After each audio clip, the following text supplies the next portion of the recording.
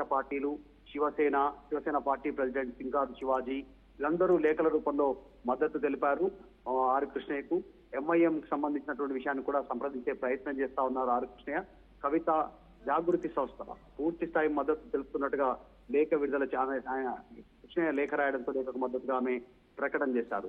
So మొదటిసారి తెలంగాణ రాష్ట్రంలో అన్ని రాజకీయ పార్టీలు, సంఘాలు అన్ని కూడా తెలంగాణ రాష్ట్ర ఏర్పాటు తర్వాత ఒక బంద్కు మద్దతు తెలుపుతున్నటువంటి సిచ్యువేషన్ మొదటిసారి కనపడతా ఉంది.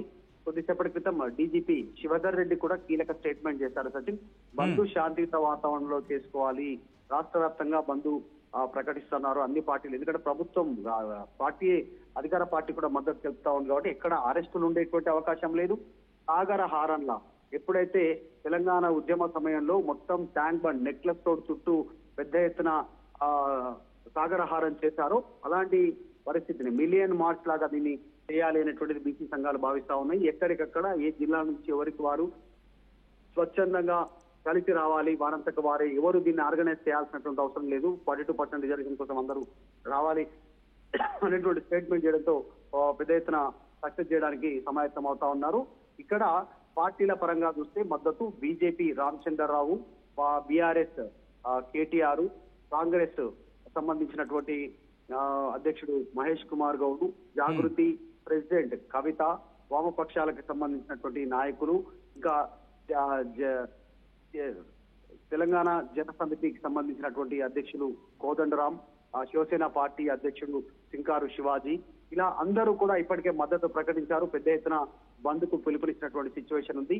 రేపు ఒకవేళ సెలవులు ప్రకటించాలా అనేటువంటి విధంగా స్కూల్స్ ఆలోచన చేస్తా ఉన్నాయి. బంధు పిలుపు నేపథ్యంలో ఒకవేళ రేపు సెలవు ప్రకటిస్తే శనివారము, ఆదివారము, సోమవారం రోజు దివాళీ వస్తుంది. వరుసగా 3 రోజులు హాలిడే ఉండేటువంటి అవకాశం కూడా ఉంది.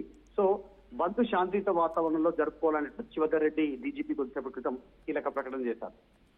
Right Madhu, thanks for update. మొత్తంగా అయితే మాత్రం రేపు తెలంగాణ బంద్కు పిలుపునివ్వడం జరిగింది బీసీ సంఘాలు. దానికి సంబంధించిన బ్రేకింగ్ న్యూస్ చూస్తున్నారు. బంద్కు పిలుపునిచ్చాయి బీసీ సంఘాలు. రాష్ట్ర వ్యాప్తంగా స్కూళ్లు, కాలేజీలు బంద్ కాబోతున్నాయి. బంద్కు బీజేపీ, బీఆర్ఎస్ సంపూర్ణ మద్దతు పలికింది. 42% బీసీ రిజర్వేషన్లపై హైకోర్టు స్టేను వ్యతిరేకిస్తూ బంద్ నిర్వహించడం జరుగుతోంది బీసీ సంఘాలు.